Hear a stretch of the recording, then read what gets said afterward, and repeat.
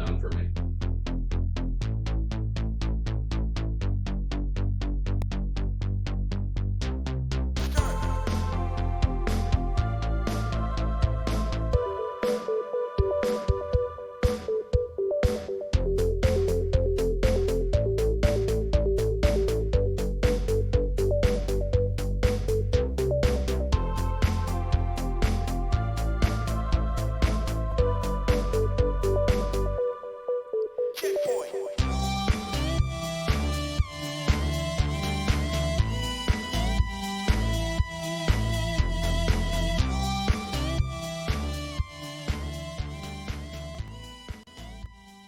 Hello, everybody, and welcome back to GameStack Podcast, right here on We Just Love Games Network. You are listening to episode 138. We're back. My name is Venatron, and joining me this evening is the lovely Shalene. Hello, Shalene. Hello. Thank you, how are you doing? Great. This is absolutely the first time we've had this conversation. Yes. Apologize to our listeners just popping in. We are having the exact same issues with our audio that we had last week, but we've got it sorted now, I think. Hopefully. Let us know if it's not. Thumbs up in the chat if it's, yeah. Our new studio producer, Archin, is giving us the thumbs up from across the studio. Yes, we're getting the live thumbs up from the sound booth. How are you doing, Shalene? I'm doing good. I ate lots of dinner and I'm very full and I want a nap. But things are good. How are you? I'm doing okay. Yeah, it's been an intense week. Just muddling through, trying to get things done. Tell me about your week. It was just busy. I'm trying to do I'm in recovery mode from candidacy exam. Mm-hmm. So I'm meeting with project stakeholders and my supervisors and the rest of my committee to try to tie up those ends and reflect and discuss with them. So thankfully none of them want to disband and leave me in the lurch. It's good. I did, though, just find out unexpectedly that one of my committee members is now the president of a university. He took on a new role, so I need to touch base with him and make sure that he can still provide mentorship. I don't know if he's going to be able to because, that's kind of a busy job, right? So a little bit. Yeah. Other than that, just trying to stay sane and play games. Yeah. Yeah. I'm still adjusting to my new life. I'm trying to learn how to live while not being in full crisis mode at work at all times, 24/7. So because it's baggage from old job. I have a normal job now that's calm most of the time. And there's not stuff literally and figuratively on fire. And it's really nice, but I feel like I have all this unprocessed trauma from the other job. Yeah. And I'm learning how to deal with it, how to not feel like I'm not doing enough because I'm not completely at my breaking point at all times. So it's well, I mean, you're probably through your probation period, yeah? Yeah. So access those benefits and talk to mental health professionals because they can help you work through those things, That's actually not a bad idea. It's not a bad idea at all. As a student, I don't really have any coverage. I have coverage for 3 sessions. What can you get done in 3 sessions? Mm. Here's a book, read this, it'll help you. Come on. Anyways, tonight's show is sponsored by Oak and Crow Coffee. If you head on over to oakandcrow.com, you can pick up a bag of We Just Love Coffee blend, and $2 from every bag goes to the Children's Miracle Network. Don't forget to tell your friends about the show. Tell us what you think of the show. Write in or leave us a weird, zany 1-star review that is giving us, really great feedback. That was so funny. We'll talk about that later. And you can write into the show at info@wejustlovegames.com, or you can join our Discord and write in to the Mailstack channel. Leave your postage there. How can people join the Discord? You can join our Discord by clicking the link here on our Twitch page, twitch.tv/We Just Love Games. That link is live all the time, whether or not the show is live. So you're welcome to come there and join our Discord.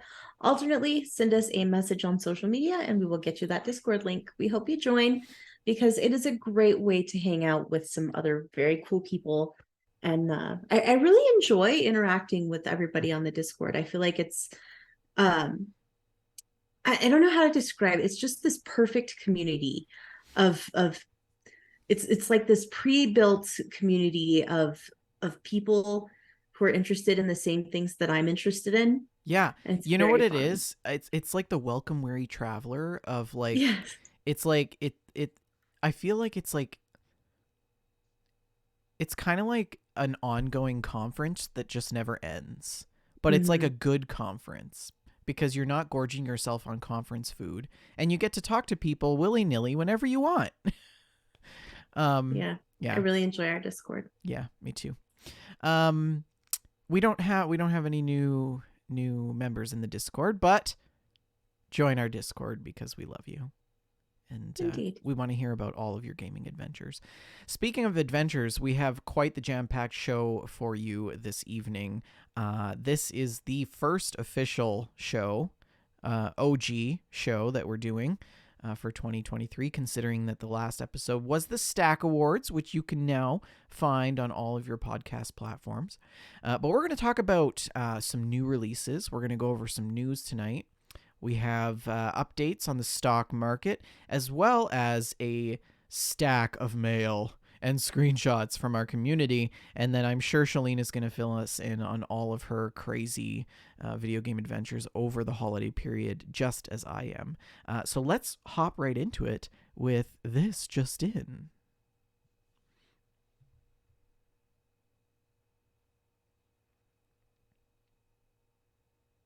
And I'm not getting any audio on the desktop for the bumpers, so we'll figure that out later.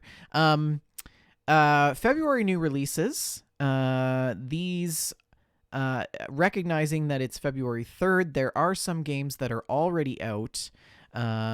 Football Manager 2023 on the PS5 came out on February 1st. Chef Life, a restaurant simulator, PS5, PS4, Xbox One, Xbox Series X and S, Switch, and PC on February 2nd. We also have Deliver Us Mars, which came out yesterday. I'm kind of excited about that. On PS4, PS5, Xbox One, Series X and S, and PC. As well, Life is Strange 2 came to the Switch yesterday. Tales, the Backbone Preludes. Excuse me. Tales, the Backbone Preludes. Comes out on PC. And that was yesterday, as well as The Pathless, Xbox One, Xbox Series X and S, Switch. Endling, Extinction is Forever on iOS and Android, February 7th. And then on February 10th, we have Hogwarts Legacy, PS5, Xbox Series X and S, and PC. I understand that this game is quite anticipated, yes? Yes. Journey to the Savage Planet comes out on PS5, Xbox Series S, X, and S on February 14th. That's Valentine's Day. You can also play some new games with your loved one on the 14th with Souls of Kronos on PS5, Switch, and PC, as well as Tomb Raider Reloaded on iOS and Android, and Wanted: Dead. PS4, PS5, Xbox One, Xbox X and S, and PC. Yeah. Pharaoh: A New Era comes out on the PC February 15th, and Returnal also on the 15th on PC. And then on the 16th, which is my birthday, is Shadow Warrior 3, PS5, Xbox Series X and S, Theatrhythm, Final Bar Line, PS4 and Switch. And then on the 17th, we have Gigantosaurus, Dino Kart on PS4, PS5, Xbox One, Xbox Series X and S, Switch, and PC.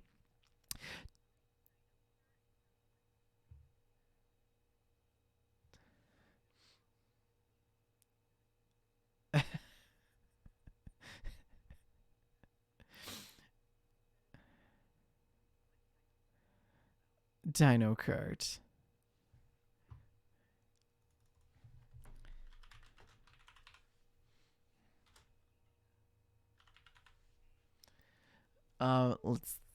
Let's take a. Oh, I like it. It looks great.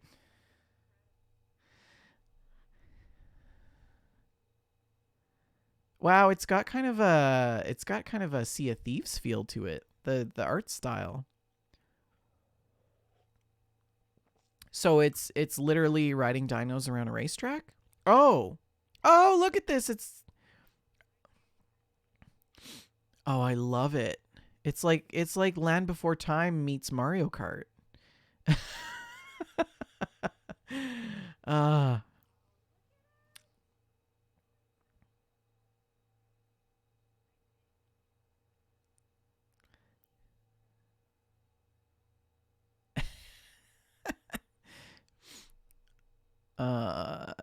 the chat is asking if you're muted again. Why is it reverting? SpaghettiOs. Did we lose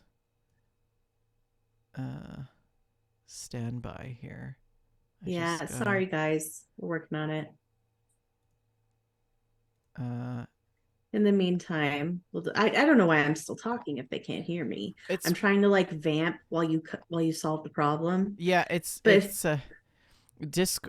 Man, you know what I did? I updated to OBS, and yeah, and then it screwed everything. Now it's all wonky. Yeah. It's good now. Says spell check. Woo! Yes, we did it. Well, Dino Kart looks real cute. So, well, apparently the answer to that question was to disable Windows audio ducking, which I have no idea what that does. But it was a checkbox.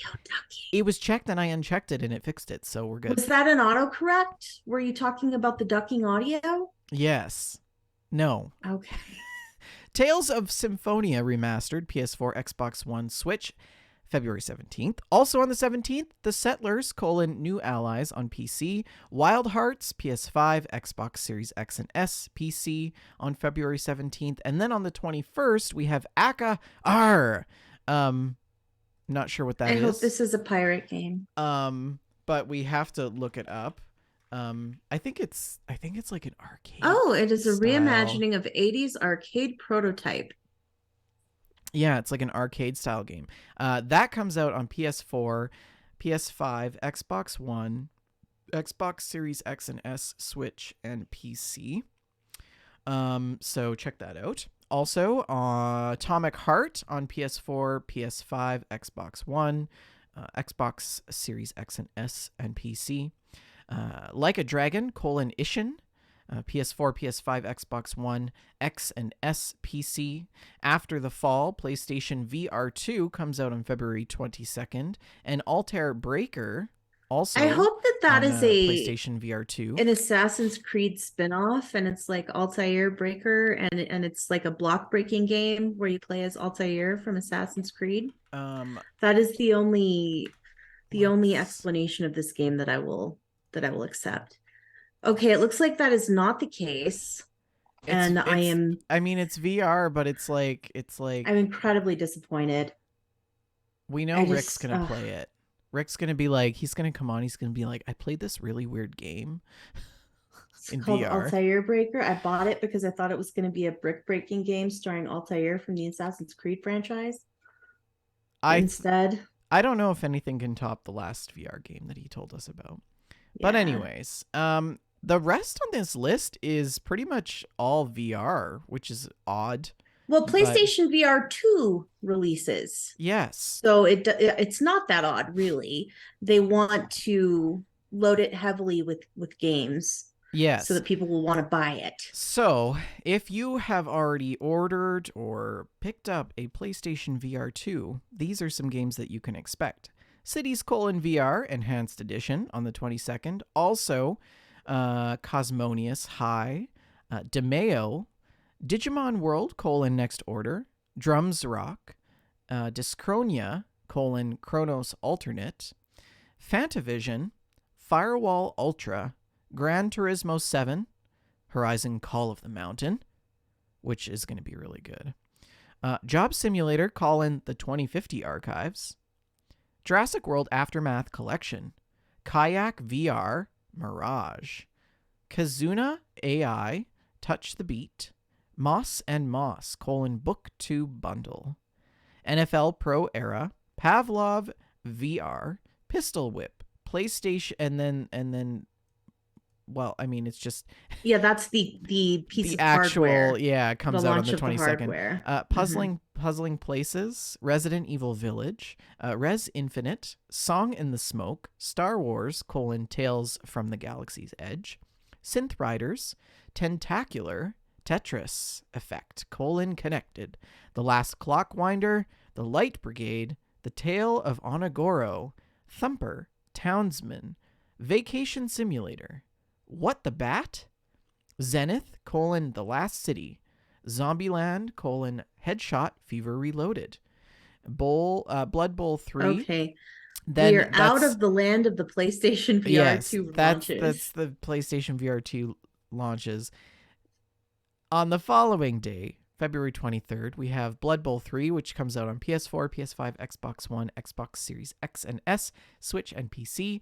Company of Heroes 3 on PC, and also on the 23rd, Sons of the Forest, which comes out on PC as well. Then on the 24th, we have Clive and Wrench on PS4, PS5, Switch, and PC. Kirby's Return to Dreamland Deluxe on the Switch. Are you going to play that, Shalene? Probably not. Yeah. Octopath Traveler 2 on PS4, PS5, Switch, and PC. And then on the 28th, we have Destiny 2 Lightfall, PS4, PS5, Xbox One, Series X and S, Stadia, and PC. And also on the 28th, we have Dungeons of Aether on PC and Scars Above on PS4, PS5, Xbox One, Xbox Series X and S, and PC. Are you interested in any of these February new releases? Deliver Us Mars is really the only one that I'm interested in. I secretly now want to play Dino Kart, though. Yes, Dino Kart looks right. Wouldn't that be so fun? That looks so fun. Yeah. Free games, though. PlayStation Plus monthly games for February include Evil Dead, the game, Oli Oli World, Destiny 2, Beyond Light, Mafia, Definitive Edition, and those will be available to you from February 7th to March 6th. Then we have new games for gold from Xbox for February as well. And so for $39.98 $39.98 in value, and access to 2,000 in game score. I don't know what that means. Anyways, from February... Gamer score, achievements, points. February 1st to the 28th, you'll have access to For the King. And then Guts and Goals will be available from February 16th to March 15th. Amazon Prime gaming free games for the month of February include... I've got an ad blocker. Shalene, help. Oh, I got it. You can expect to have access to, on February 2nd, The Elder Scrolls 3: Morrowind Game of the Year Edition, as well as Onsen Master. On the 9th, you'll have Aerial Knights Never Yield. On the 16th, Divine Knockout, One Hand Clapping, as well as Bats: Bloodsucker Anti-Terror Squad. And then on the 23rd, Space Crew: Legendary Edition, and Tunch. Tunch? Can you spell that for me? Tunche?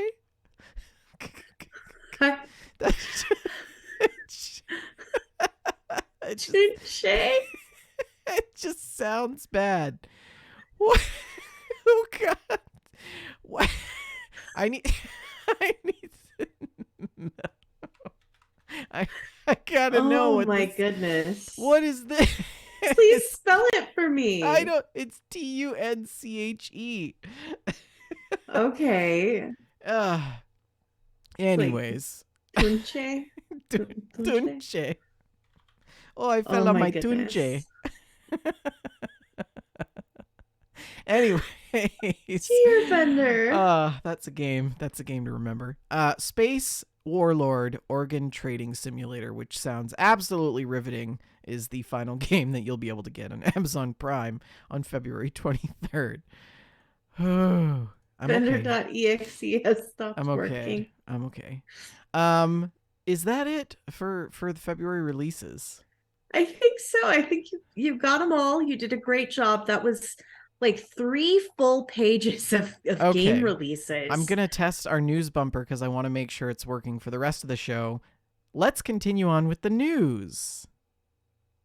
Nope, not working. Not working? Well, if I can remember, I'll add those in post. But the video people can just hear us stumble over it. But yeah, there was a news bumper. It was fabulous, and we're going to talk about some news. The topmost story being that it is rumored that Xbox, Nintendo, and Sony will not be part of E3 2023. This is an IGN article by Kat Bailey, and it looks like all three of these major console manufacturers are ready to skip the first live E3 event in 4 years. So they're saying IGN that they've heard from multiple sources that they will not be part of E3 2023 or have a presence on the Los Angeles Convention show floor, which I don't find tremendously surprising. But I do think that they are still going to come out of the gate and be like, hey, join us for our Xbox Bethesda showcase, which happens to be on this week in June for no particular reason. And I mean, that's what they always do. It's what they always do. So that way they get to capitalize on the whole E3 thing without having to pay fees to be there. Right. So I wouldn't expect to just not get any news from Xbox, Sony, or Nintendo. Um, I feel like the fact that they won't be on the actual show floor themselves is not that big of a deal. Frankly, not that big of a deal. So, um, having been to E3 a couple of times, that if you didn't have an appointment with them, like it's not even worth waiting in the lines. So, um, I just don't feel like it's a huge deal. The third party booths are, my opinion, man. Jeez. What do you think? What do you think this means for E3? I mean, E3 is just a platform for companies to showcase the work that they're doing. Mm-hmm. And I think that the pandemic shed light on digital space that companies were not monopolizing their time on. Mm-hmm. And I think that that provided an opportunity for companies to realize that they could be just as effective in their marketing strategies without having to spend hundreds of thousands of dollars getting a booth at a conference that maybe 10, 20,000 people attend. Or is it more?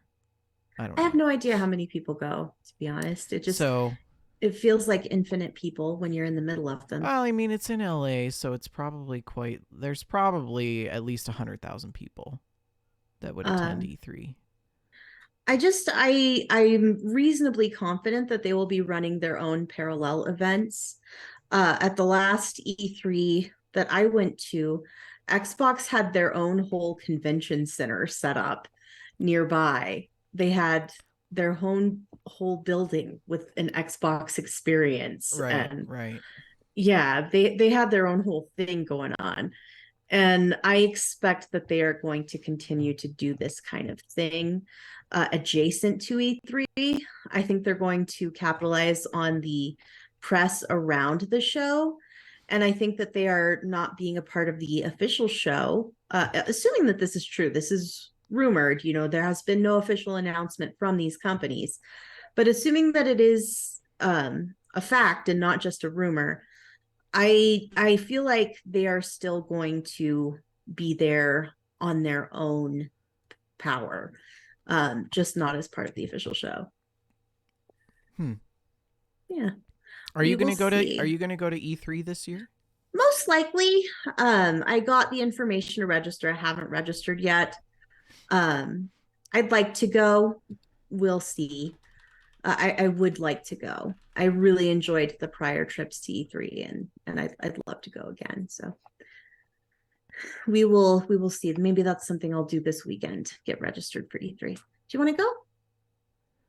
I mean, I would love to go. The challenge for me is they ask you for a copy of your passport.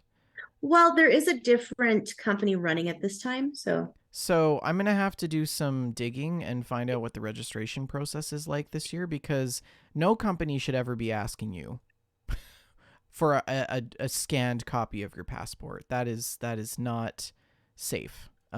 yeah. And Well, it it's may be a different process this year. We can check it out. yeah, it's shocking they've done that in the past before, especially because they had that data breach. Mm-hmm. There was thousands Yeah, of emails yeah. that were, but yeah. That Anyways, was that was not the best. It was not the best. I still get an unreasonable amount of spam to my show email address. It's pretty sad.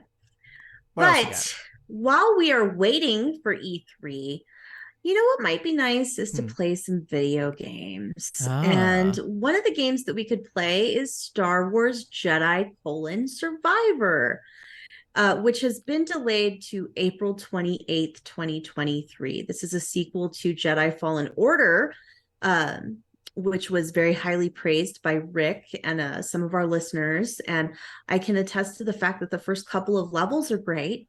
Um, as I usually play the beginning of games, and that's it. That's all I play anymore. It's the beginning of games. But this game was originally planned to release on March 17th. They have delayed it to April 28th. There was an official statement posted on Twitter. I'm just going to read that to you here.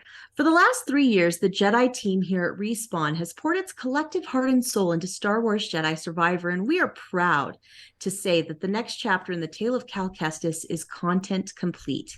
We are now focused entirely on the final stage, bug fixes to enhance performance, stability, polish, and most importantly, the player experience. Jedi Survivor is a direct response to the feedback from our community, delivering expansive destinations to explore, evolved combat and traversal, and of course, the continuation of Cal and BD's story. Making this game has truly made us a better team, and we have pushed ourselves at every level to make this Star Wars sequel our fans expect from Respawn and Lucasfilm Games. In order for the team to hit the Respawn quality bar, provide the team the time they need, and achieve the level of polish our fans deserve, we have added 6 crucial weeks to our release schedule. Star Wars Jedi Survival will now launch globally on April 28th. Thanks to EA and Respawn for giving us the time to deliver the best experience for our players, and to all of you for understanding. May the Force be with you, Stig and the Star Wars Jedi team. And I think that it's great to see this kind of thing, because I would rather have a game that launches smoothly than a game that launches in a big mess. Mm-hmm. What do you Mm-hmm. think? Yeah, I agree. I like when developers just sort of own it and they say, "Look, our game's not ready yet. We still got to do some work. We know that we promised you this time, but we need to take a step back and we want to make sure that it's good for you." So, and it actually is paying off. Being Mm-hmm. transparent about that process is paying off, I think, because what's happening is that they're actually getting better reviews of their games in the long run. So, Yeah, an ounce of prevention is worth a pound of cure. And so I think this absolutely. is one of those situations where, and I mean, I don't mind waiting for a game so that it comes out not broken. And we're not exactly living in a wasteland devoid of things to play right now. Well, I mean, yes. There are things to do. I know it can be disappointing to wait for a game that you're really excited about, but we'll be fine. We'll muddle through somehow. We have a game stack that is many stories tall, and we will find some way to occupy our time until then. Yeah. Even though 2022 was lacking quite a bit in games. But I mean, we have a stack. That's the whole like GameStack, you know. Mm-hmm. We just have so many games that we have to play. Oh god. It's giving I me know it gives me anxiety just thinking about it. And I know I'm just gonna play like the first 10 hours and then stop. And move on to the next thing, and then Rick's gonna make fun of me. And that's my life now. Um, but you know what we won't be playing is another Titanfall game. According to this report by VG247, news editor Stephanie Nunnally Jackson, EA canceled the game. It was a single player Titanfall game, also being worked on by Respawn, and it was canceled. The game reportedly had 50 people working on it, and they are trying to find new positions for these people. It is reported that the people who could not be placed elsewhere will be laid off. And this game was codenamed Titanfall Legends. It was said to have been a single player game under the direction of Mohamed Alavi, who left EA in early 2022. And Titanfall has not been the most successful franchise ever for EA, but it is a fan favorite. It has a cult following. There are people who absolutely, absolutely love Titanfall and the Titanfall universe, who I think are going to be absolutely devastated to learn that this game existed and will not be released. So that's too bad. If any of you listening have played Titanfall, write into the show. Tell us what you think. I wonder if the cancellation of Titanfall and the delay of Jedi Survivor are related, since they are both Respawn games. I wonder Possibly. if there's some connection there. Maybe a bit of an administrative shuffle, you know? Moving teams around and reallocating resources and people. Indeed. I think I don't think we have it on the list. But real quick, Skull and Bones. Yes, delayed once again. Did you hear that? Yeah. Again. That's unbelievable. At this point, why don't they just say, hey, listen, we're not going to put a date on it anymore. It'll be done when it's done, and we'll tell you, okay? We'll tell you when it's ready. Like, yeah, I don't know. It's not even worth reporting on anymore. Like, I see Skull and Bones now, and I'm like, oh, yeah, but there must be another delay. Must be another delay. Poor Skull and Bones. Do you think this game's ever going to see the light of day? No. What do you think has a better chance, Skull and Bones or Starfield? Definitely Starfield. Definitely Starfield. I am not on the Starfield hype train by any means. Same. But that's just because I'm old and bitter. Experienced. I do believe that Starfield exists out there somewhere, and I think it has to be good. It has to be good. Bethesda can't mess this one up. They can't fumble the release of this game. They can't do it. And I think that they won't, now that they have that Microsoft money at their back. And that Microsoft money comes with Microsoft overlords. And I feel like they're going to demand a level of polish that Bethesda, frankly, has not delivered in a while. So we'll see. What else you got? So PlayStation 5, they've sold a bunch of those PlayStation 5s. Just sold? Loads of them. Sold as in the hands of customers? Or 32.1 million of them, to be specific. This is another Stephanie Nunnally Jackson article on VG247. Thanks for writing our show, Stephanie. Sony has released its third quarter financial results for the period ending December 31st, 2022. PlayStation 5 shipments are up 2.1 million from what was previously reported, and God of War Ragnarok is doing well.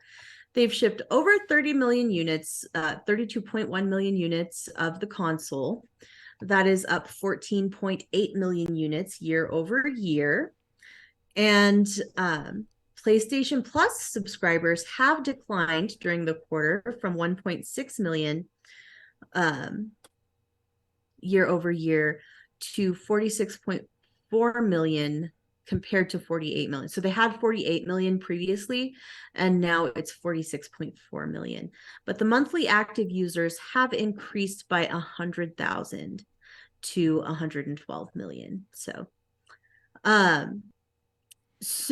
software sales for PlayStation consoles are at 86.5 million units, and first-party titles moved 20.8 million units, thanks in large part to God of War Ragnarok, which sold over 11 million units. That is a lot of copies of God of War Ragnarok.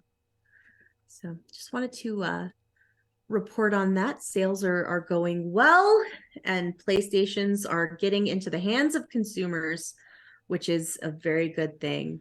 Do we have a comparison to the Xbox? No. Because the Xbox One, I'm just looking, crossed, what was it? I can't give you anything. 10 million, 20 million by their 30th month of sales, 30 million in their 48th, and 40 million in their 61st month of sales. So 51.28 million units to date sold of Xbox One. Mm-hmm. I don't know about that. I don't know about the X. Okay, is S, that but but is that the Xbox One, or is that the Xbox? So the X and S, Series X. The Series X and S has, as of December of last year, passed 20 million units sold combined. Okay. Combined. So that is far fewer than the PlayStation 5s. The PlayStation 5 is definitely ahead, and Switch actually leads the way with selling. Switch has had a few extra years, selling a massive 118.2 million units. But I don't think you can categorize them the same, because you don't either. You don't take your PS5 on the train on the way to work. No. Right? So and the Switch has had extra years. Unless you're Shalene, you don't take your PS5 with you to a conference for work, to the hotel, right? So indeed. Yes. So we were talking about Starfield earlier, and our hopes and dreams for Starfield. This is a Game Rant article by Ophelia Castelot, and a leaker has shared a worrying report on Starfield and Redfall development. According to this article, they are not ready to be shipped despite upcoming release dates. The report states that they are in rough shape and need additional months of development to be fully polished. These games are both expected out in 2023 in the first half of the year.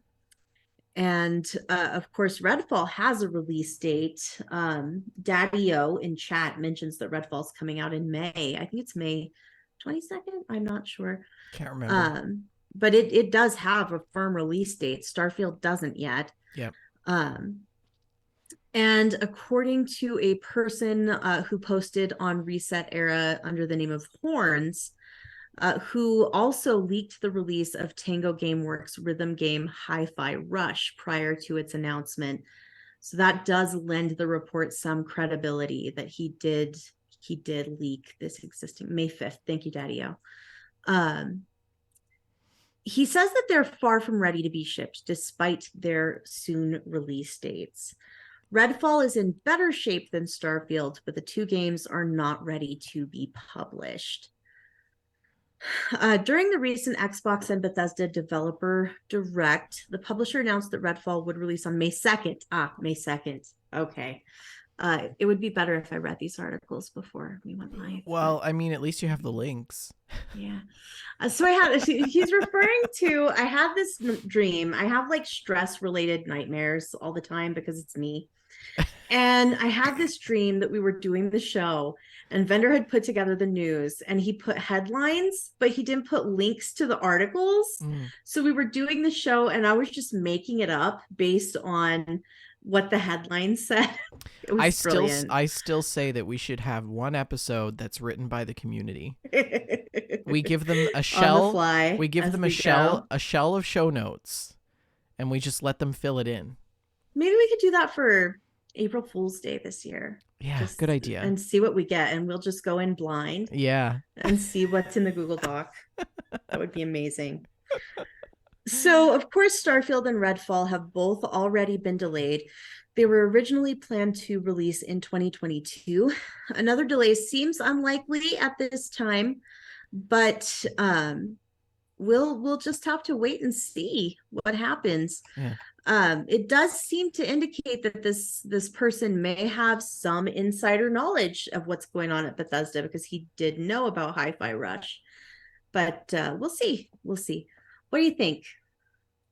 I don't know. I don't know, Shalene. You know me. Starfield doesn't exist. Mm-hmm. It doesn't exist. It's not a real game. I mean, we've seen gameplay.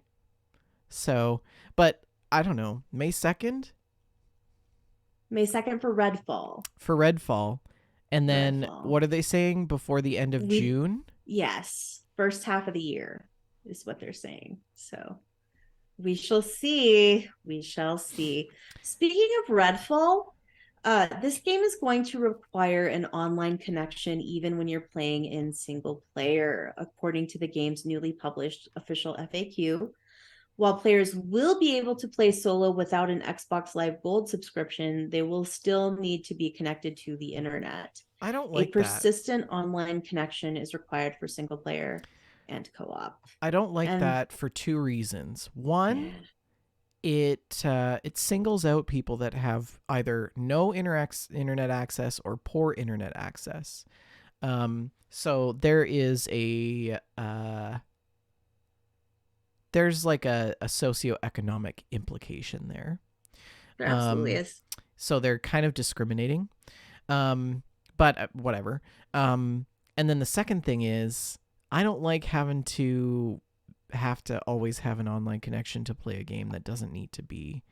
Like, what elements of it makes it so that it has to be like, what kind of data are they collecting from you that you need to have this persistent online connection? So I agree 100%. Like, what I don't know. They should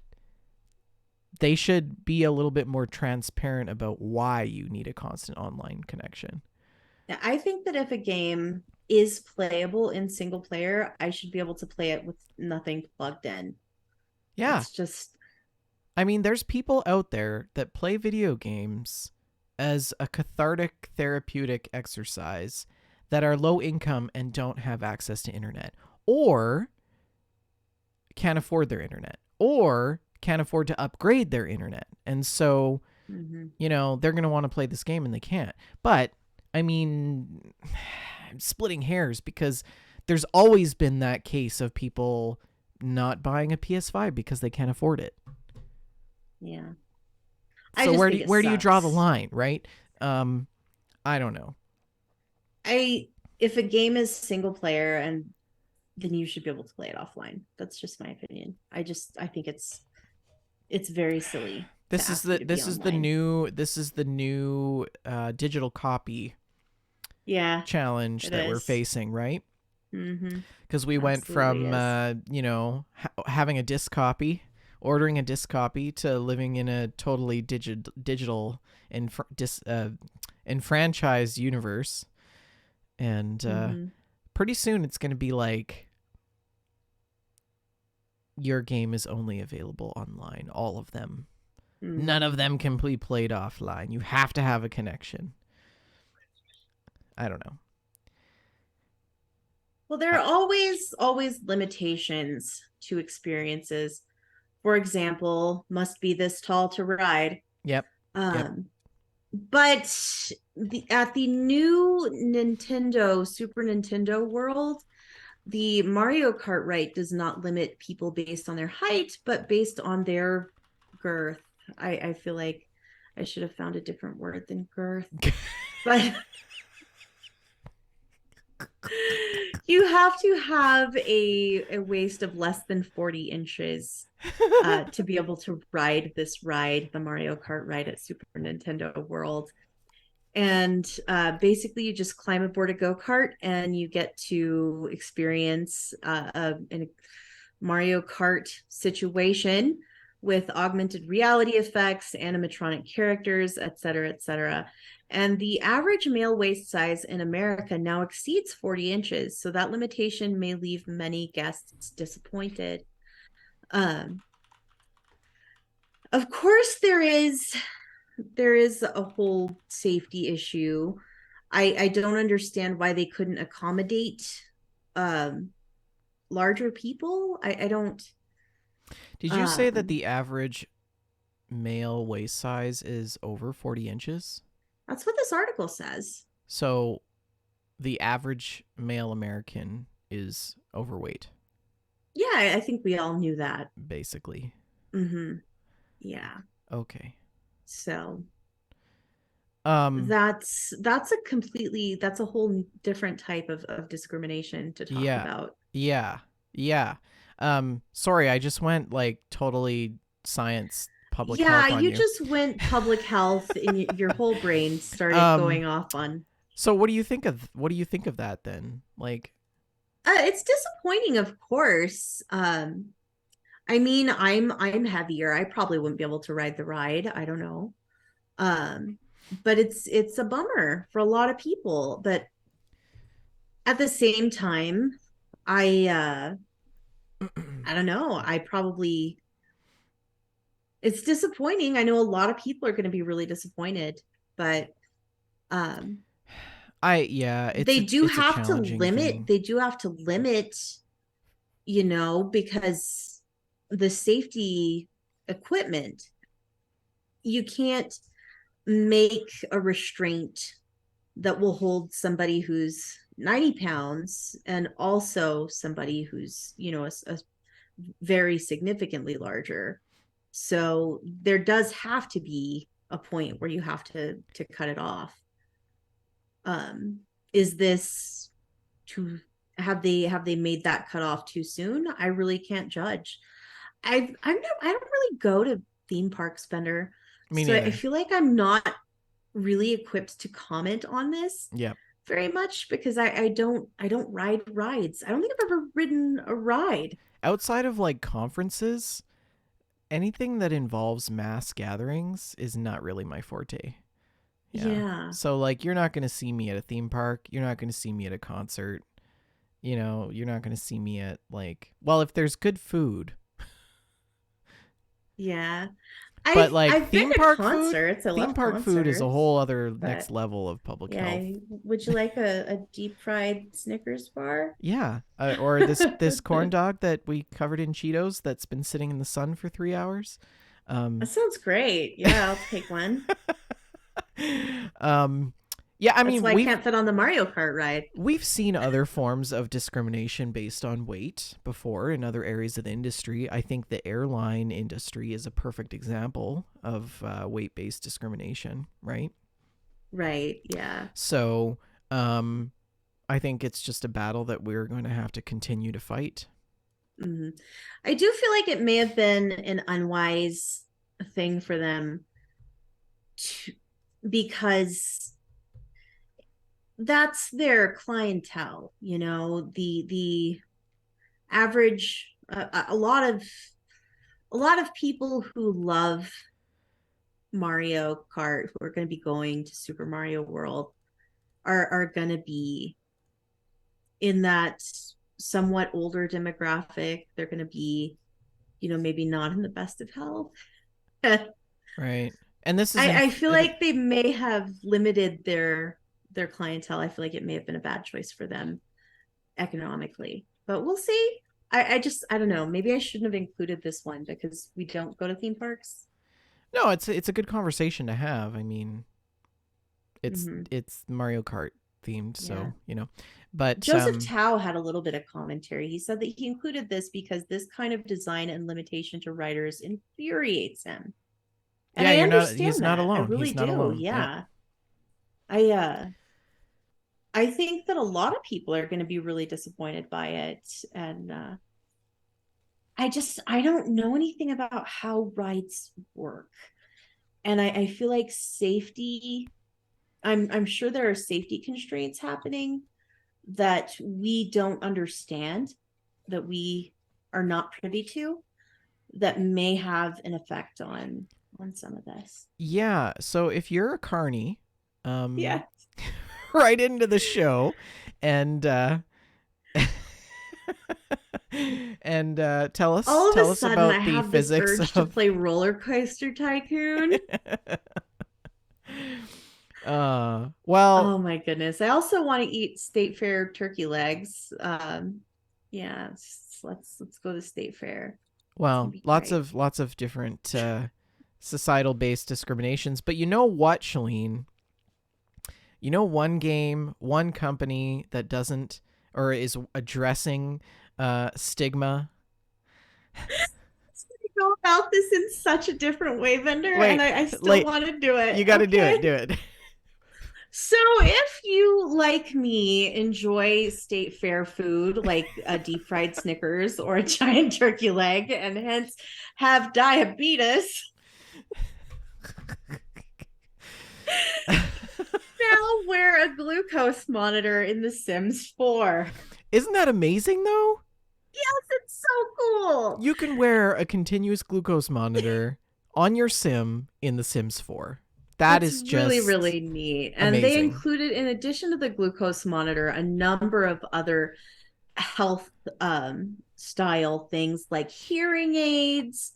They've added top scars for a trans character and medical wearables, a hearing aid. The hearing aid comes in 15 colors, left ear, right ear, both ears. Glucose monitors can be on the left or Yeah, right arm, yeah. left or right side of the abdomen. Body scars, you can have a Cool. top surgery scar, and it's fantastic. These are all great Yeah. Yeah. inclusivity options, and I love it. And for those of you who are unaware what a glucose monitor is, it is a wearable health tracking device that tracks blood sugar every few minutes, and this is throughout the day and the night. So this gives people who are living with diabetes a more complete picture of their blood sugar control, which can actually lead to better short and long term treatment decisions and health outcomes. So there's two types of glucose monitors. There's a continuous glucose monitor, which continually reads your blood sugar. And these are more applicable to people who live with type 1 diabetes who are insulin dependent. And then there's flash style glucose or intermittent glucose monitors, which is like you just hold it up and scan the little sensor that you wear on your arm every so often. So anyways, sorry, That's really needed to nerd interesting. out because this is No, like thank my you. This area. is your field. This This is is your my field of jam. expertise. Yeah. Um, but I think that is just so cool. Like we've seen representation of diabetes in movies before, right? Mhm. What was that movie with Gerard Butler? The End of the World. His daughter had diabetes, and they left the insulin in the car. I First don't of all, how remember do you that. I forget missed that? that. Honestly, um, yeah. There's been other representations of diabetes in movies, but I've never seen it in a video game, and that's really cool. I think that's Yeah. really cool. Yeah. I love it. I love it. Yeah. So that's it. That's all I have for the news. Oh, that's the news? Okay. On to GameStock, and this bumper may or may not work. Let me know in the chat. You can hear this. So, as of today, these prices are closing. And I didn't compare to our previous episode like we normally do. I just compared to the end of day's prices and comparison to yesterday's close. Sony closed out at $93.13, down 67 cents. Microsoft $258.35, down $6.25. Nintendo closing at $10.75, down 4 cents. Take-Two 109.28 down 5.44. Activision 75.24 down $1.87. Ubisoft up by 5 cents compared to previous close at 22.78. EA closing out at 113.92 down $2.07, and Tencent closing at 48.25 down just 4 cents. And since this is our first GameStock segment of the year, I wanted to talk a little bit about video games and the stock market in general. You know, video games have always been a great way to sort of distract you from reality and become immersed and take a break. But in recent years, they have become even stronger than ever. And this is amplified, I think, by the pandemic as well. And so it's actually becoming a really good time for you to think about how you're going to invest your money. And video games may be a good outlet for that. It's a great time for game makers to show off in the stock market, especially with all the products that they're making. Sans Starfield and Skull and Bones. But in 2022, the shares didn't really show particularly impressive results, but spectators and market watchers are expecting that the video game stocks are going to climb this year. Specifically, Konami, Bandai Namco, and Nintendo, as well as Activision Blizzard, Take-Two Interactive, and Ubisoft. So if you want to check out those stocks and keep an eye on them, we recommend that you do that as well. What else do we have to say?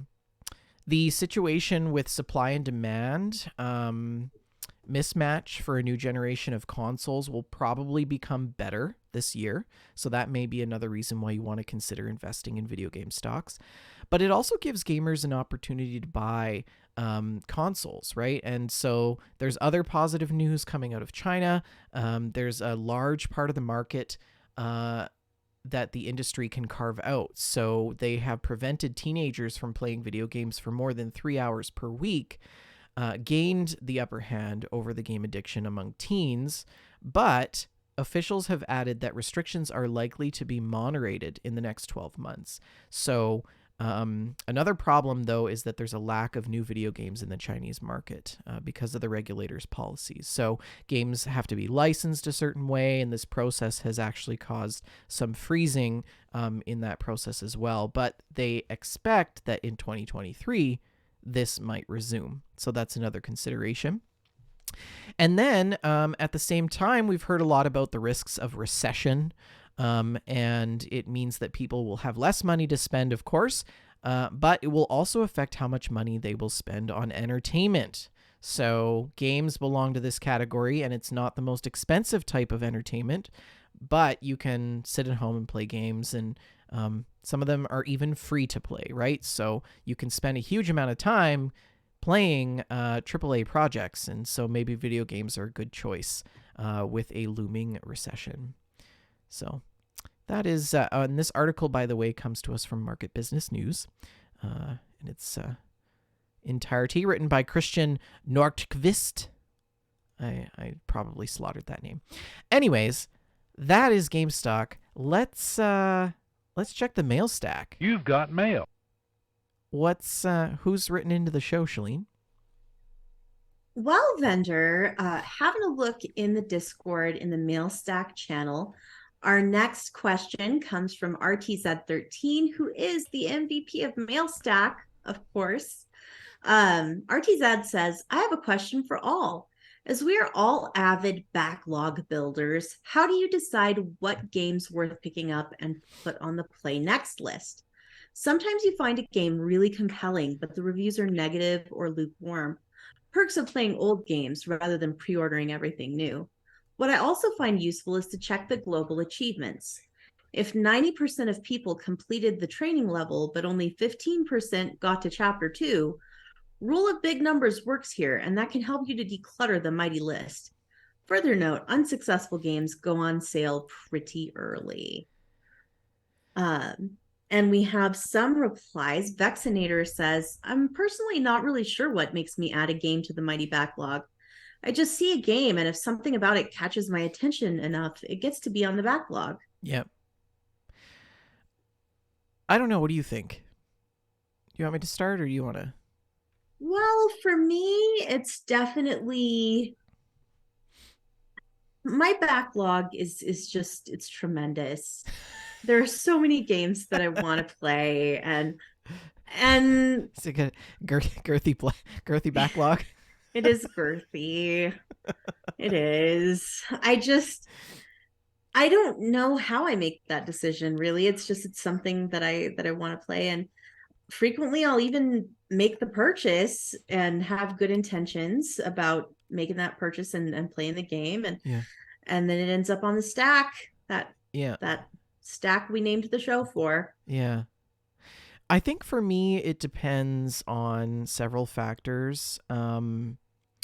I think first and foremost, whether or not somebody wants to play a game together will determine whether or not I play a game.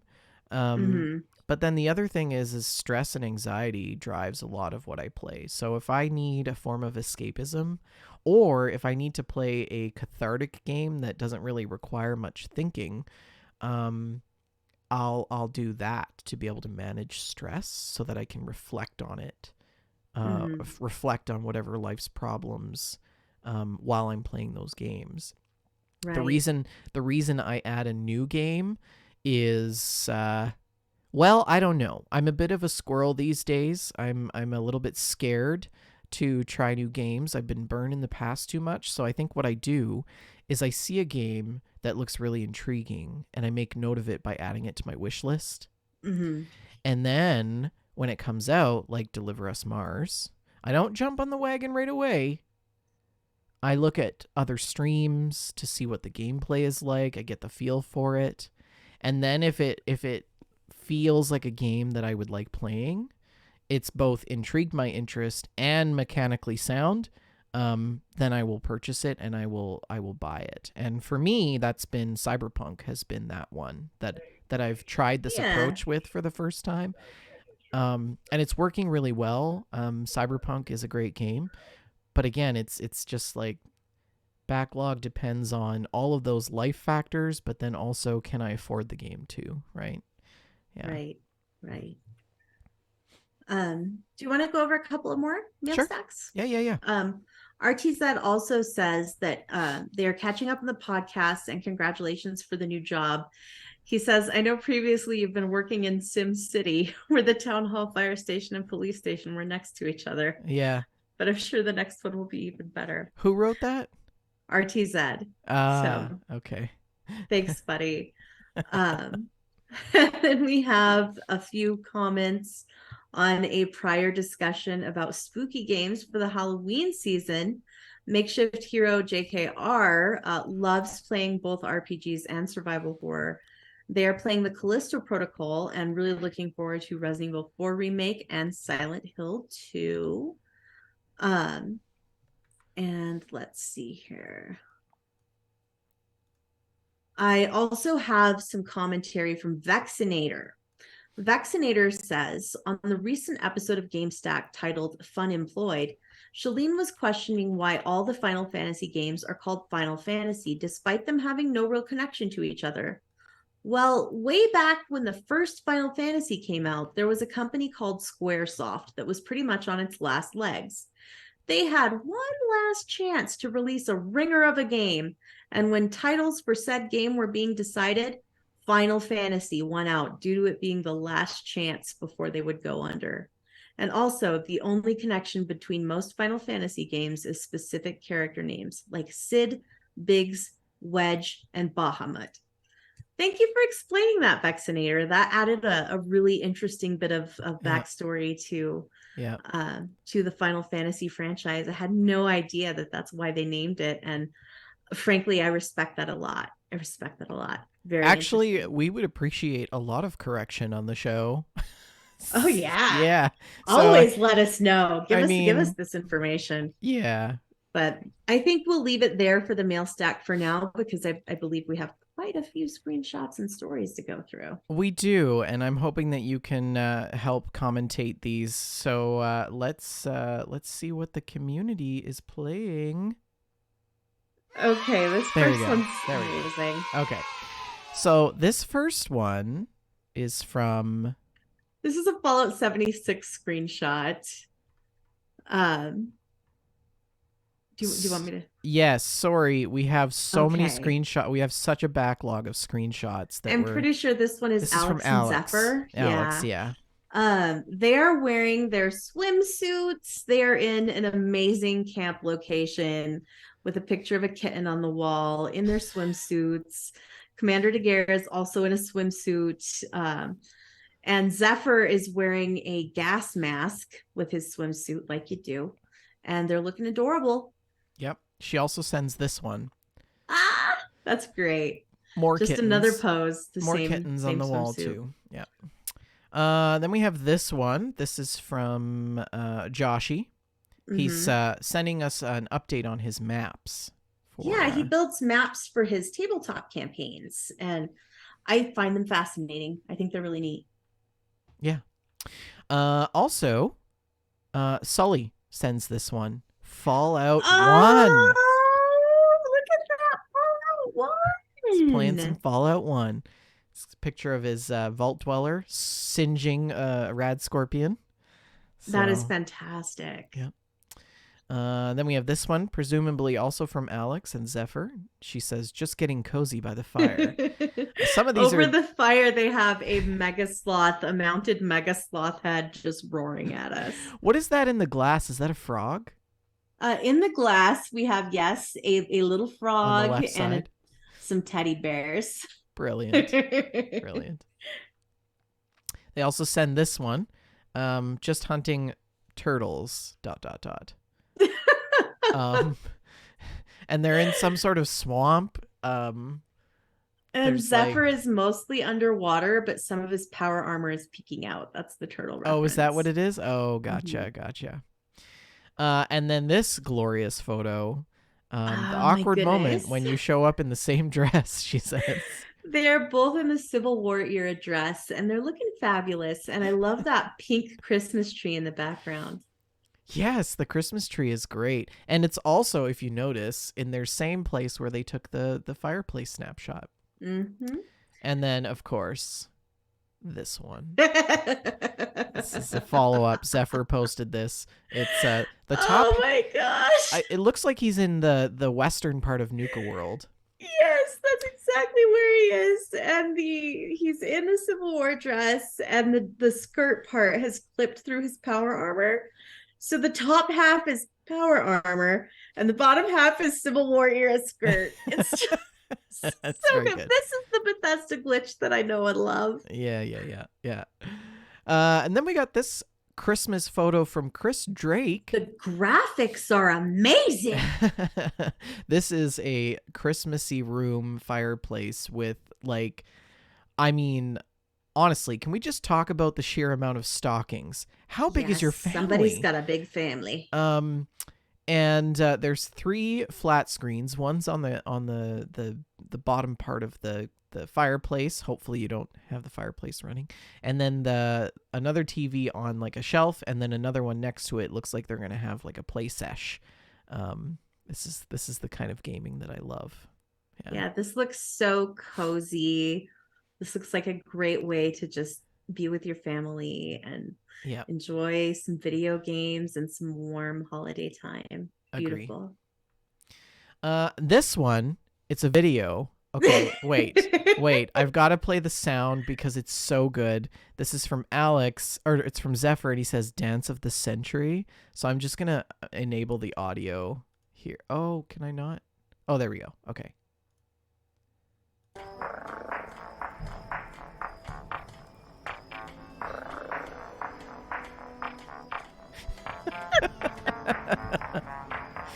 Oh, Explain this for everyone. So it is a Fallout 76 clip, and they have perfectly synchronized the Mothman dance emote.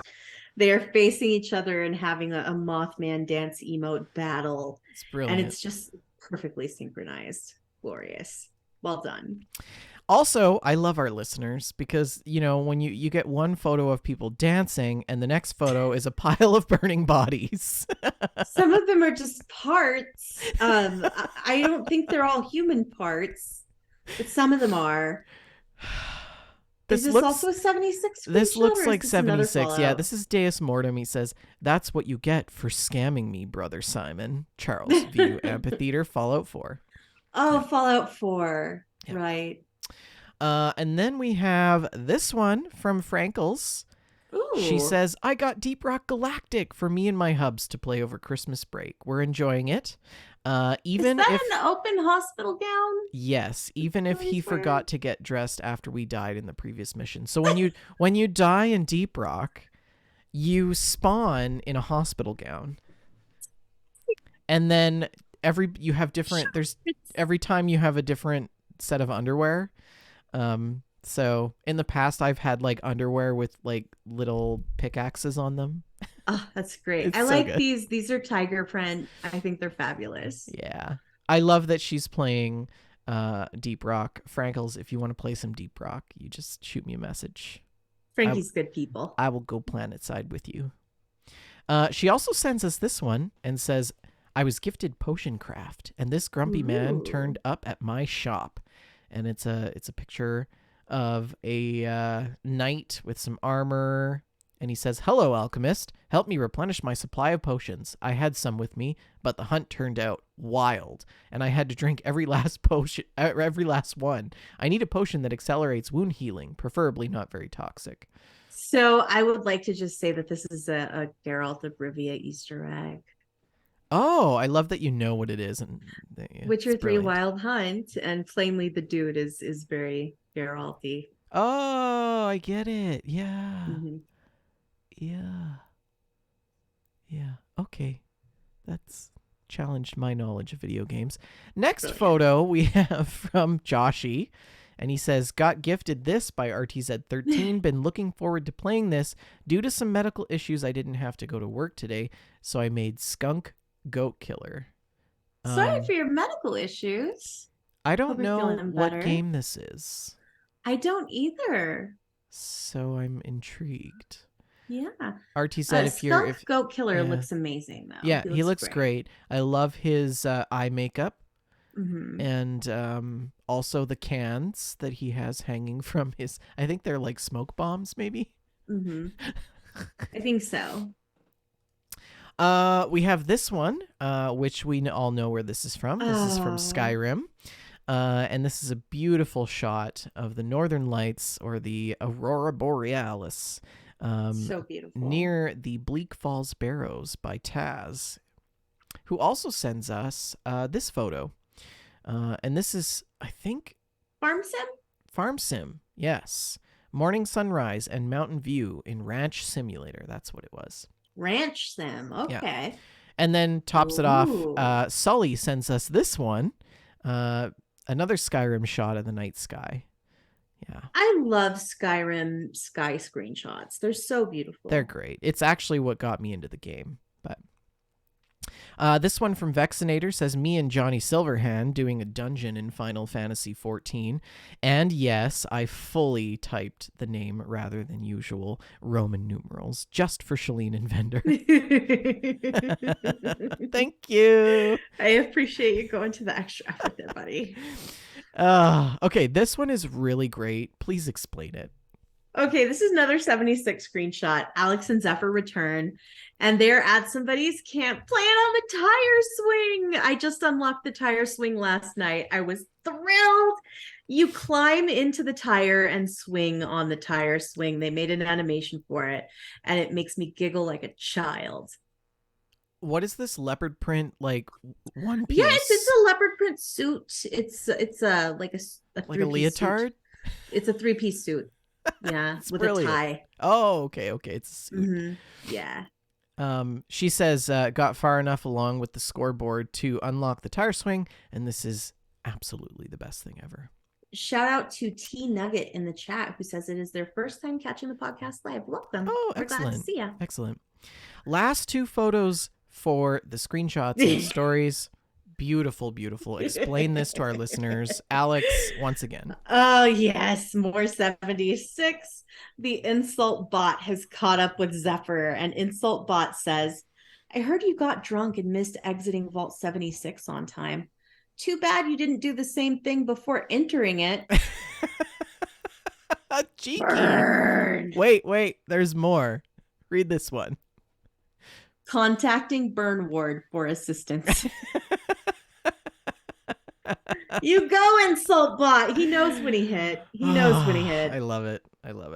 Anyways, that's our screenshots and stories. If you would like to send us a screenshot and share a little story with it, join our Discord. You can scroll down right below if you're listening live on our Twitch page and pop right into the Discord through the link there, or you can just navigate to our page, twitch.tv/WeJustLoveGames, and the Discord link is there.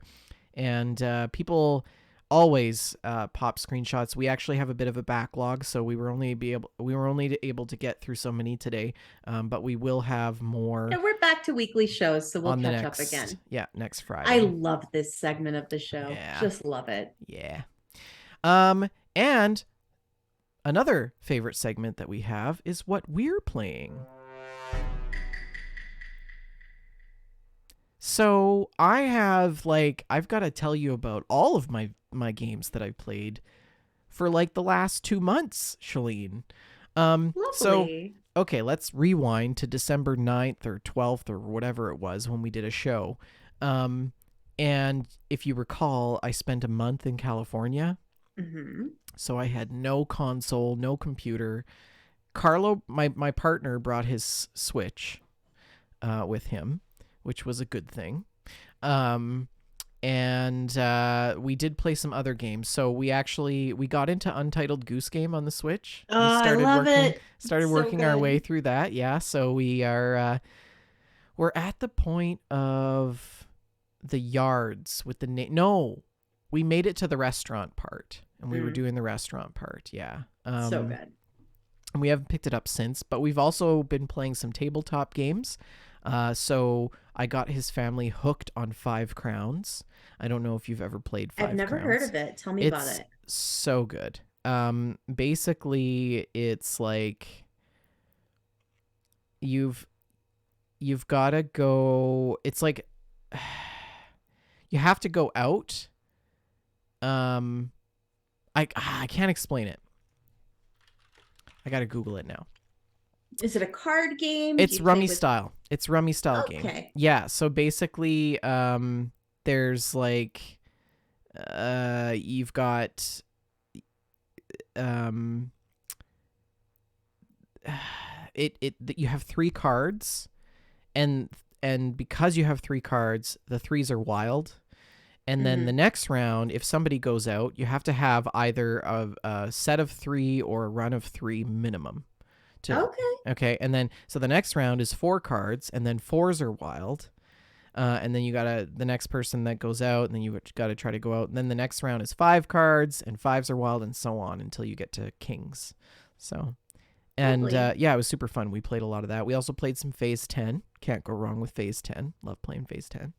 I also got back into Fun Run 3 because that's what happens when I'm in California over the holidays with family. And it's wonderful. I got some new outfits. I got some new hair, which is really nice. It's all sparkly. And then I also got his sister's partner into Fun Run 3, and we were playing it together. It was lots of fun. Nice. What else did I play? Okay, so American Truck Simulator. I think in the last episode last year, I told you that I bought a shifter, right? Yes. Well, the shifter is now complete. It's built. I could probably show you, but it would be like it's on an 18-inch shift stick. So it's like it's on the floor. So if you're sitting in your chair, the shift knob is like right there. So that's done. And then I've ordered myself a new wheel.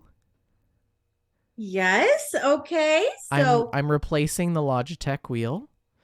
Tell me about the new wheel. So this all stemmed from the idea of, hey, I want to use a actual truck wheel to drive in American Truck Simulator and Euro Truck Simulator, because how cool would it be to be rocking down the road to Shania Twain with my giant 18-inch wheel. Um, and At this so, point, I really think you might consider buying yourself a semi. well, the thing is that I did a little bit of research and people have done it. They have attached a full-size truck wheel to their Logitech G29. But here's the problem. The wheel is way too heavy for the motor in the Logitech, Oh, makes sense. and you're basically just going to break it. So Mm-hmm. I figured, okay, let's not do that because it's still a good piece of hardware. Um, and the thing is I actually haven't been overly satisfied with the Logitech software. Anybody who's used the Logitech wheel and the Logitech G Hub knows that the software is absolutely terrible. So I made the push to buying a direct drive wheel. And these wheels are made for like racing simulators, Mm-hmm. like rallies and stuff. But there are a small group of people who use them for truck sim because the Okay. direct drive is like it's more accurate in terms of like force feedback and stuff, but it can also handle the weight of the wheel. So that's coming eventually some point this month. I don't know. The company didn't ship during the Lunar New Year, so Mm-hmm. it's going to come. Presumably it'll be shipped next week or something. I'm not sure. So that's Cool. going to happen. I did pick up the wheel. It's. I don't know if you can see the box. It's like right there on the floor, but it's Not quite. ginormous. I'll show you when it's all together. Also, I got a fake job. Did you? I joined a virtual trucking company. Ah! It's called Viva. And basically it's like an online community for people who play truck sims. Mm-hmm. And it's so adorable. You have to submit an application, Oh, you really do? and then like if your application is accepted, then you have to do a couple of like configuration things in terms of like streaming. If you're going to stream it and stuff, they have certain rules and things. um and then once you're in, you do a certain amount of jobs as a rookie, and then you rank up to driver, and then you can actually apply to a division. And they have all these different divisions. So they have like agriculture division, which moves like farm equipment and Right. animals and feed and stuff. Then they've got the refrigerated division, the flatbed division, which I'm part of. Mm-hmm. And then they also have hazards, or hazmat division, and then heavy hauls division, which is like That's really, really amazing. big stuff. And it's such a cool community. Like I'm in their Discord, and there's like always people looking to drive with each other, and there's always all these events that you can just randomly join if you want to do that. And people are posting screenshots, and like they're making paint skins for their trucks for each other, and like sharing mods, and it's just a nice community to be part of. So That is so um fun. yeah. What else did I do? Tell us about the GameStack truck. Oh, the GameStack truck. Right. Um, I don't know if because you've seen it, but has everybody else seen it? That's the thing, It's in right? the Discord, so they Is can it? see it Oh in the yeah. Discord. Yeah, let me see if I can pull it up here. It's Um, absolutely marvelous. so the GameStack truck is just the best thing ever. Here, let me there. Oh, you It's so good. can't really see it. Let me just make it full browser. Um, so Look at that. this is the GameStack truck, everybody, and it's so good. So on the side you've got your usual truck numbers, but then it says GameStack Heavy Hauls on the door, and there's a little Mm-hmm. phone number. This phone number is actually it doesn't work anymore, but it was my SIM card when I was in California. That's And amazing. then the truck itself has like it's the same print that you see here on the show. It's Yes. the consoles and the vectors and things like that. And the front of the semi, like the grill, is that what you would call it? I don't know much about vehicles, but it's like a PC fan. It's shaped like a PC fan. Oh, I never noticed that. Yeah, it's like an option that you can put. That's Mm-hmm. so funny. I never thought about that. That's great. And then I made a truck as well, like a trailer. The trailer. which you can see here. It has our GameStack logo on it. It's so good. Yeah, it's good. Yeah, I It's enjoy it. so pink. I love it. So now I know how to make truck skins, which is dangerous because I'm going to make all the truck skins. I actually want to make a trailer that's like a wiener dog, and the whole trailer is just a really long wiener dog on the side. Brilliant. Love it. Do that. I want to jump back for a second to the Switch. So my partner has a Switch. He got Switch Sports or Nintendo Sports, whatever. Okay. Switch Sports, I think is what it's called. Last weekend, I got hooked on bowling, Shalene. Like, you wouldn't Yeah. believe. And I was just running around the house. Hey, do you want to go bowling? Hey, cousin. It's your cousin. Oh, it was so good. Yeah. And I was like trying so hard to bowl a perfect game. My highest score so far is 254. That's not bad. That is not bad. For those of you that don't know, bowling a perfect game is 300 points. So, and I probably played at least 20 or 30 matches. Yeah. We also played badminton, volleyball, golf, tennis, and this weird one with these giant swords. Chibara or something? I'm unfamiliar. Anyways, okay, continuing on with my month saga of video games. I also played Cyberpunk over the holidays, just before I left for California, and then a little bit when I was back, but not too much. And then I've also been playing Deep Rock Galactic with Jess and Hobbit, which has been a grand time. I'm hoping to get some time in with them this weekend to play, because their 5th anniversary DLC is coming out, and it's like Spartan gear. So you can get like the big, like, the Roman Empire. Yeah, with the horse tail. It's glorious. It's so good.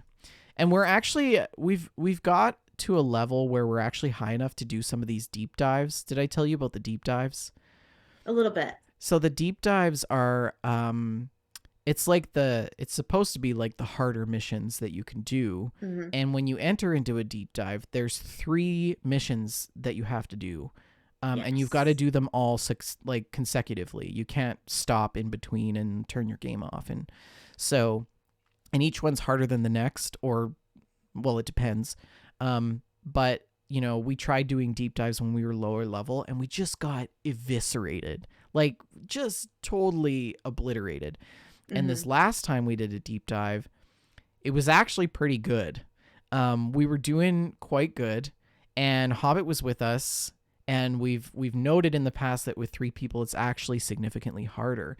But we were able to do it this time. So I felt super proud about that. But I felt really bad because on the 3rd mission, almost at the end, Hobbit's computer just died. Oh, no. It just died. She was like, my computer just died, you guys. It's just it's gone. It just overheated. That's and awful. It died. I think she thinks that it's the liquid cooling needs to be replaced. So hopefully we can get into another deep dive. Oh, yes, we should try the Elite deep dive. If you're not busy, maybe tonight. Anyways, what have you been playing, Shalene? Well, let's see. I was reminded that I played some Sea of Thieves. I forgot I put that there. That was really funny. I laughed when I saw it. I played Sea of Thieves with you and Archin, and it was a good time. We did gold hoarder missions, I believe is what we did. Yep. Gold hoarder. Yeah. And more than anything, it was hangout time. It was something to do while we talked. Yep. And I enjoyed that very much. So Sea of Thieves is always wonderful. I think I made it up the first 15 levels of the I think can't there's remember what the seasons still are called. I think there's still 5 or 6 weeks left, so you've got some time. We should do some sailing. Get a little farther along. Some of those clothes were really cool, so I would enjoy doing that. And I'm way behind on my Fallout 76 homework. I've been reading lots of books, so I've been doing that and neglecting my Fallout 76 homework. I'm around rank 85, I believe. But Archon, of course, has been done with his homework for at least a month already. He's been done for a long time.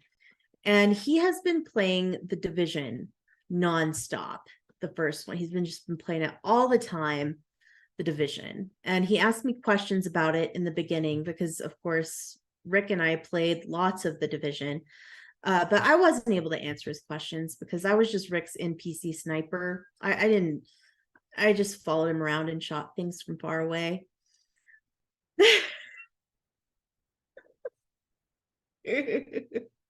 Yes, yes. I used to make him stop so I could read the placards in the museums and stuff. Good times, good times.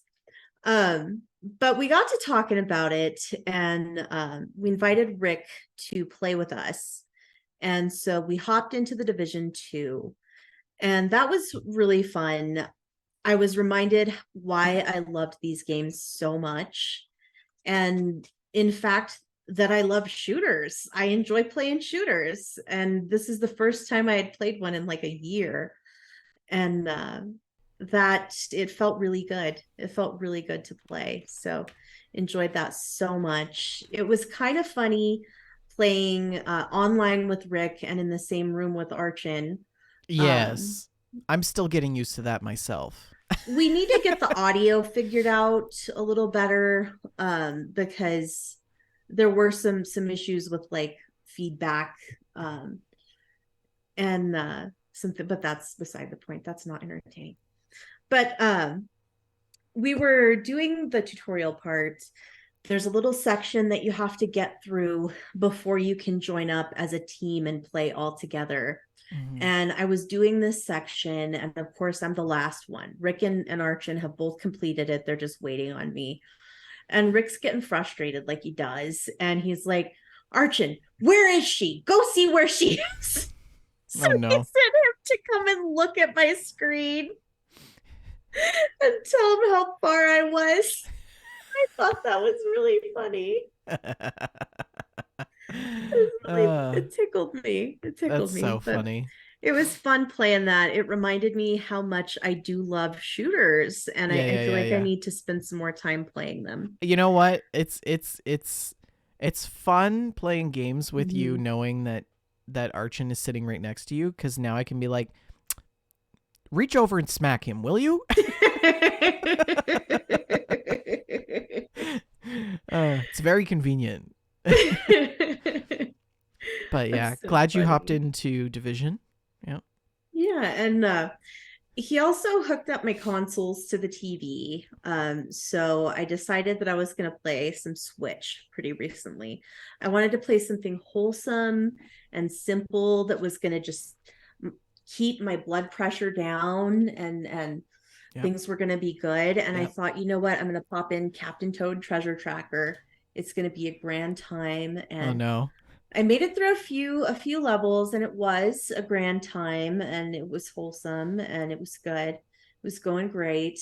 And then there was this one level that was a little bit more challenging, and it was a lot to get through.